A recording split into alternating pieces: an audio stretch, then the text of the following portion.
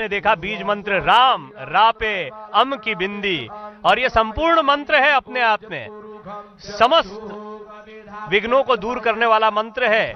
वैदिक मंत्रोच्चार के साथ यहां पर यंत्र पर राम अंकित कर दिया गया है और प्रभु श्री राम की उपासना में लीन यहाँ के सभी मंडप, सभी आचार्य अलग अलग पूजा कर रहे हैं। दो महत्वपूर्ण बातें एक साथ अभी चल रही हैं। एक तरफ प्रभु श्री राम ने पालकी की सवारी की, भक्त उत्साहित दिखे, उल्लासित दिखे, और अब तुलसी दल के जरिए पूजा उपासना हो रही है, जिसके विषय में अरुण जी आपको और विस्तार से बताएंगे। भगवान राम का तुलसी से एक अनूठा संबंध है, तो उस तुलसी पत्र को भी भगवान को इस समय चढ़ा दिया गया है, हमें दिखाई दे रहा है।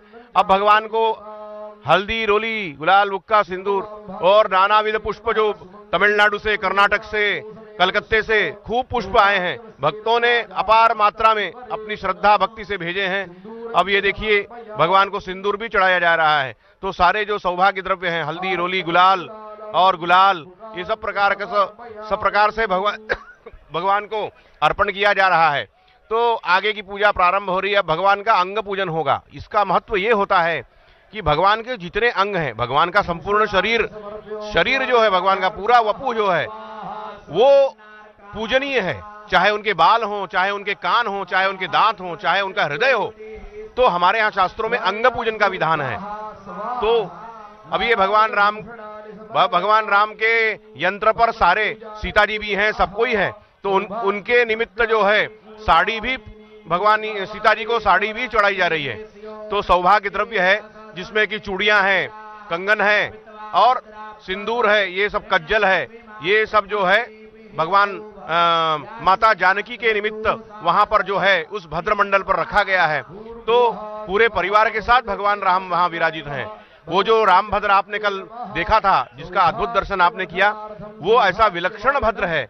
उसमें पृथ्वी पर सप्त जितने भी अपने 33 कोटि देवता हैं, सारे वहां विराजमान हैं, सब प्रभु के साथ। मंडल के विषय में थोड़ा सा जी, राम भद्र मंडल जैसे कोई भी अपना पूजन होता है, चाहे विष्णु जी का अलग है, दुर्गा जी का अलग है, ऐसे सब जितने भी देवता हैं सबका एक भद्र मंडल हमारे यहाँ बृहद ज्योतिषार्णव ग्रंथ में इसका वर्णन मिलता है। भद्र मार्तंड करके एक ग्रंथ है, उसमें वहां से लिया गया है।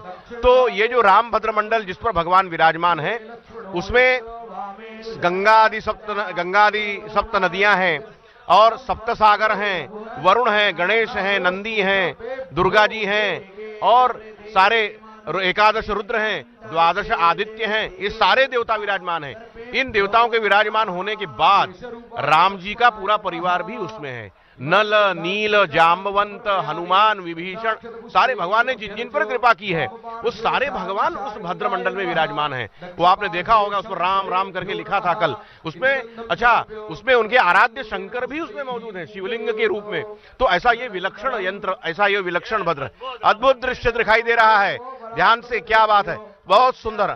और उसके साथ साथ पालकी और ब्राह्मणों का उत्साह देखिए, सारे वैदिक विद्वान पालकी उठाए हुए हैं और ये अब आगे की ओर आ रहे हैं। तो ये अब मैं बता रहा था रामभद्र की महिमा, तो उसमें भगवान के कोई भी जो कृपा पात्र थे उस समय, उनका सबका भी समावेश किया गया है।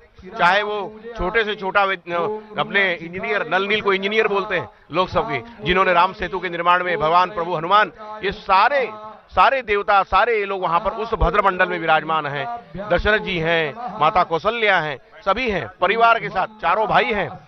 भरत जी का विशेष उसमें ख्याल किया गया है। भरत जी सा ऐसा अनूठा भ्रातृ प्रेम हम लोग आज तो उदाहरण है, आज आत्मसात करने की आवश्यकता है भ्रातृ प्रेम। तो ऐसे भरत, ऐसा वो भद्र मंडल जो है। अब ये देखिए, अब भगवान, मैंने जैसा आपको बताया कि सारा परिवार जो है वो उस वहां पर यंत्र में विराजमान है, उन्हीं परिवार की पूजा होने जा रही है, उसको ध्यान से देखें।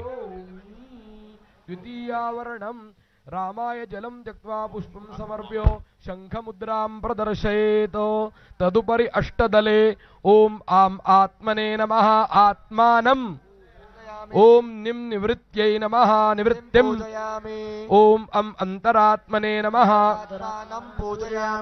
ओम ब्रह्म प्रतिष्ठायै नमः ओम परमात्मने नमः ओम विम विद्यायै नमः ओम ज्ञानात्मने नमः ओम शांत्यै नमः इति संपूज्य पूर्ववत् पुष्पांजलिं दत्वा दयाब्धेत्रा हि संसार सर्वान् मां शरणागतम्